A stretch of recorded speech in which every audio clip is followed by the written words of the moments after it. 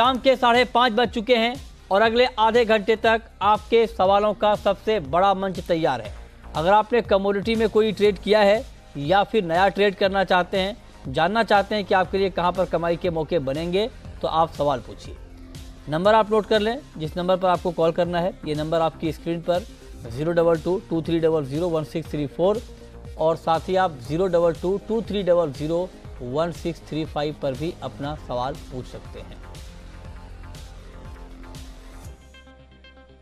लेकिन सबसे पहले आपको दिखाते हैं कि आज मार्केट में पूरे दिन किस तरह की हलचल रही है, ये हम आपको बताने जा रहे हैं। शुरुआत ग्वार से। ग्वार का वायदा महज 3 रुपये गिरकर 4,333 के स्तर पर बंद हुआ है। ग्वारगम में 6 रुपये की मजबूती, 8,675 का क्लोजिंग प्राइस है। तो मार्केट में कोई बड़ा एक्शन आज के दिन ग्वार में नहीं दिखा है। चने की बात करें तो 51 रुपये की गिरावट के साथ 4,180 के नीचे बंद हुआ है ये काउंटर। तो 50 रुपये से ज़्यादा की गिरावट आज चना वायदा में दिखी है और ये 4180 के नीचे आ गया है। अब बात तिलहन की। यहाँ पर ठीक ठाक तेज़ी है। सोयाबीन का वायदा 34 रुपये ऊपर बंद हुआ है। मस्टर्ड में करीब 1.5% की तेज़ी और सोया तेल भी इस वक्त करीब 5.5 रुपये ऊपर ट्रेड कर रहा है। सीपीओ में करीब 2.5 रुपये की मजबूती। इसके अलावा मसालों की बात करें तो मसाला वायदा, जीरा वायदा दबाव में 45 रुपये गिरकर 15,865 के स्तर पर बंद हुआ है। टर्मरिक में 2 रुपये की बढ़त महज। कोरिएंडर का वायदा 25 रुपये ऊपर और कार्डेमम करीब 1% ऊपर आज बंद हुआ है। तो मसालों में एक उतार चढ़ाव का माहौल आप कह सकते हैं कि देखने को मिला है पूरे दिन।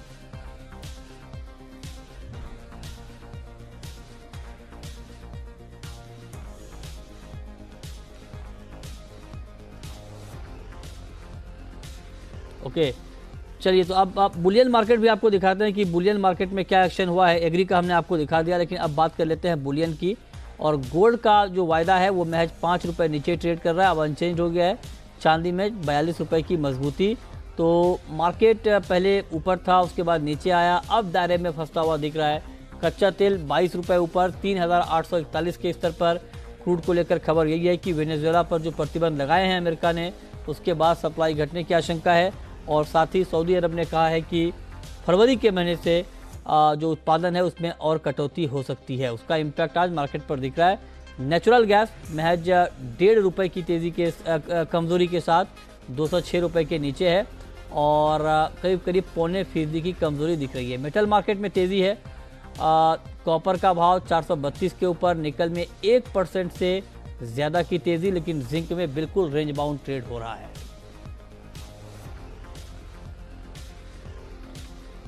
और अब आपको दिखाते हैं कि गोल्ड का स्पॉट प्राइस क्या है। जिस भाव पर आप सोना खरीदते हैं उसका भाव क्या है, ये आपकी स्क्रीन पर। 24 कैरेट गोल्ड का रेट है 32,985, 22 कैरेट गोल्ड का रेट है 30,329 और 18 कैरेट गोल्ड का रेट है 24,833 रुपये। इसमें 3% का जीएसटी शामिल नहीं है।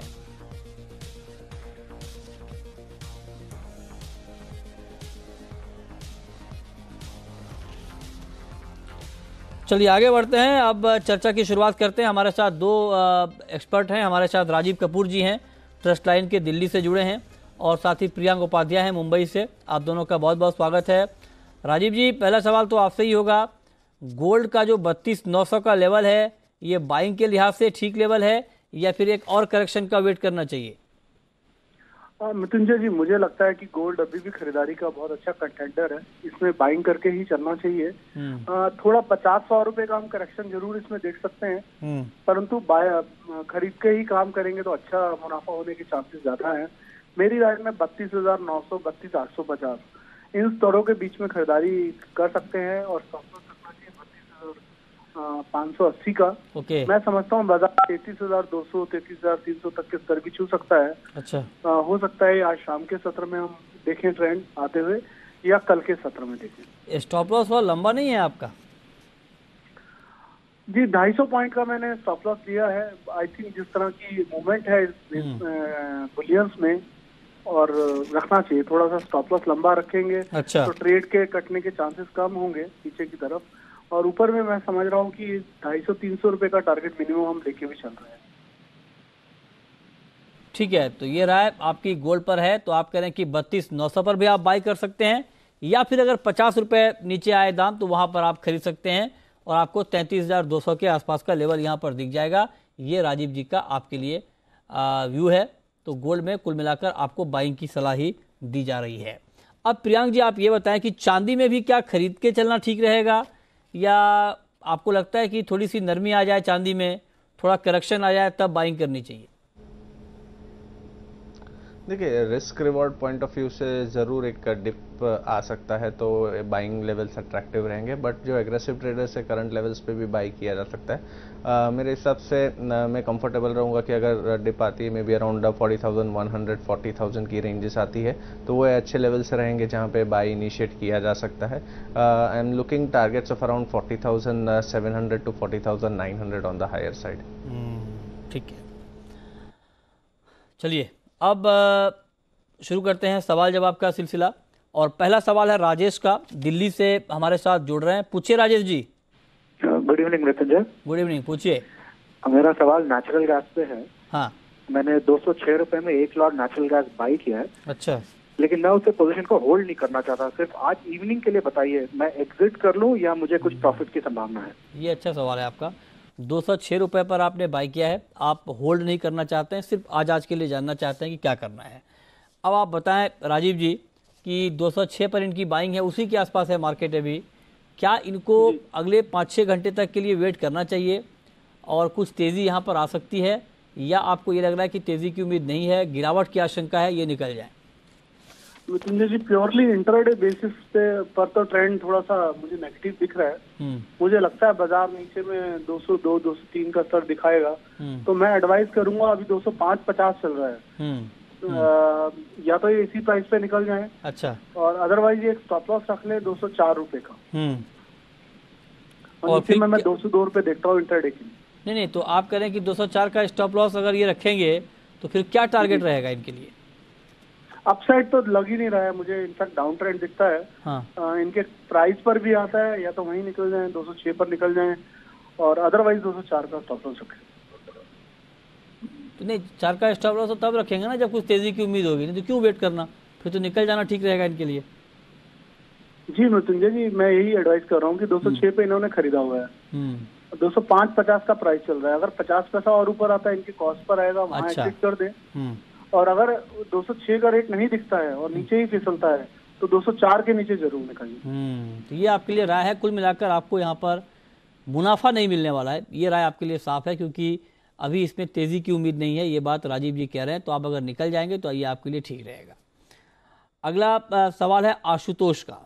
पूछिए आशु जी। मुझे ये पूछना था कि ये निकिल और कॉपर में जो इस समय तेजी चल रही है वो कहाँ तक है, और क्या निकिल में जो टारगेट आ रहा है 895 तक, क्या वो लगता है? ठीक है प्रियांक जी, निकल और कॉपर ये दो सवाल हैं आपके, और निकल में आप जानना चाहते हैं कि 895 तक भाव क्या जाएगा, और आज भी ठीक ठाक तेज़ी है, 3 महीने की ऊंचाई पर है। एलएमई पर भी निकल का भाव वो इसलिए है क्योंकि चीन में इन्वेंट्री स्टॉक घटने की खबर आई है। तो क्या ये खबर इतनी मजबूत है कि निकल के भाव को 895 तक ले जा पाएगी?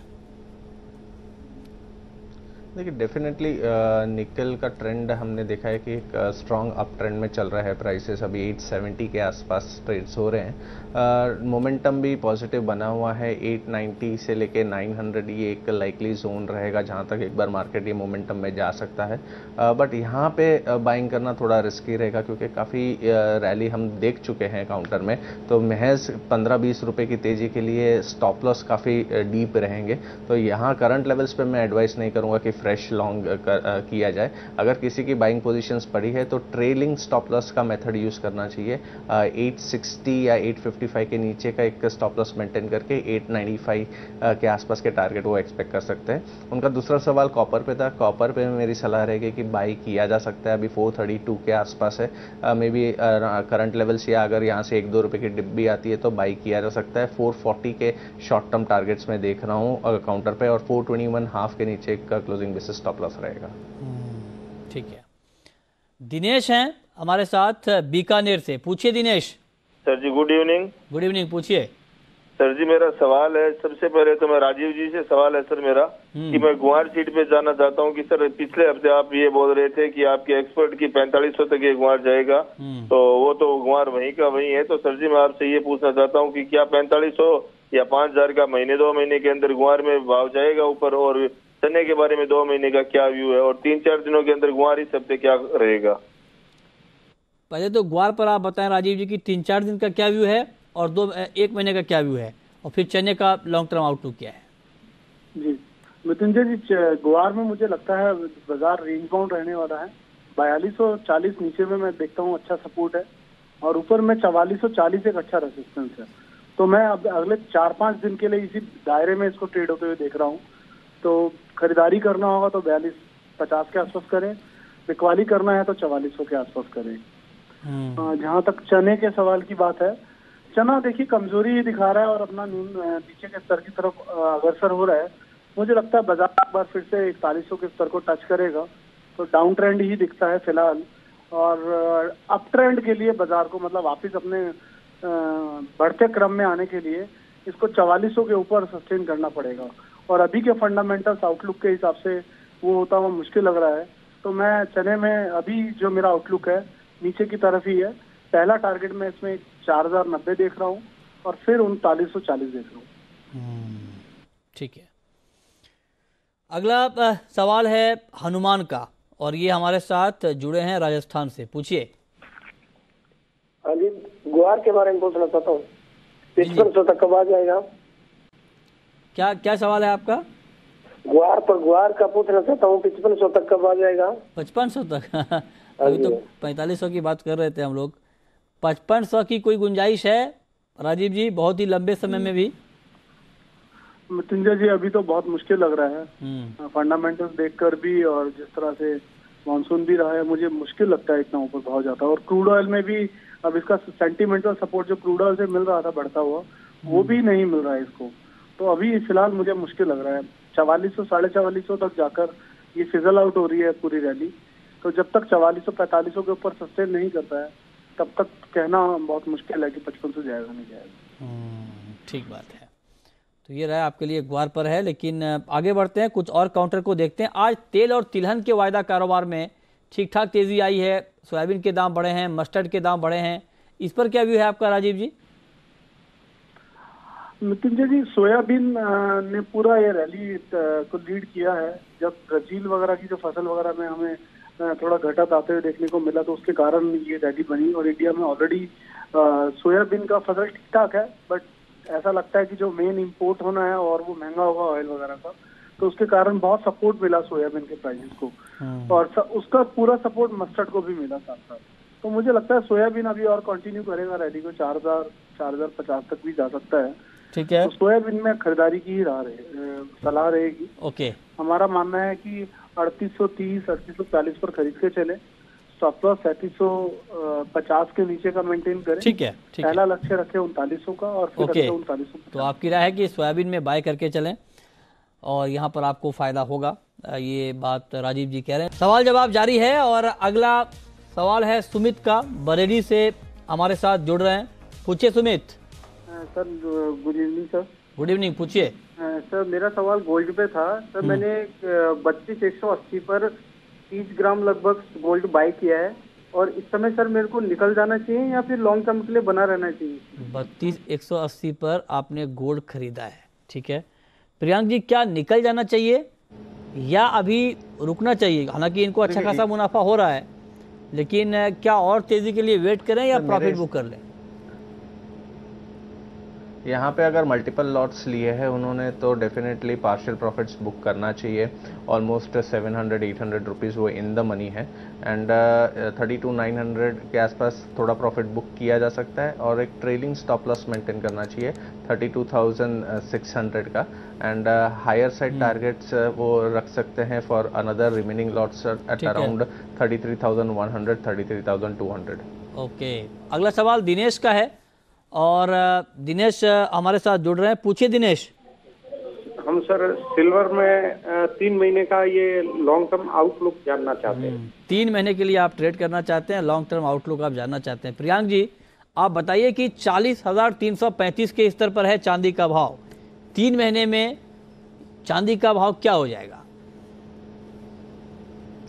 देखिए, यहाँ से रैली हम और भी एक्सपेक्ट कर सकते हैं on the higher side towards 41,500, may be outside chance given towards 42,500 तक, बट यहाँ पे अभी 40,300 पे मेरे हिसाब से थोड़ा रुकना चाहिए।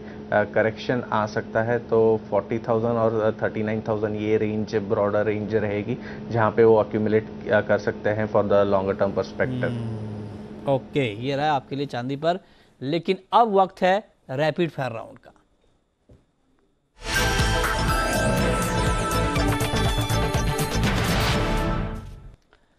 प्रियांक जी, आपकी पहली rapid fire call. Crude oil रहेगा 3850 के ऊपर बाई किया जा सकता है। 4000 4050 के टारगेट से रहेंगे। आपकी दूसरी कॉल क्या होगी? कॉपर बाई किया जा सकता है 429.5 431 के रेंजेस में। 421.5 का स्टॉप लॉस रहेगा। 440 शॉर्ट टर्म टारगेट्स रहेंगे। ओके, तो ये आपके लिए 2 रैपिड फायर कॉल कॉपर में बाइंग की राय। बहुत बहुत शुक्रिया प्रियांक जी आपका हमसे जुड़ने के लिए। राजीव जी आपका भी शुक्रिया बताने के लिए कि शाम के कारोबार में कमोडिटी में कहां पर कमाई के मौके बनेंगे।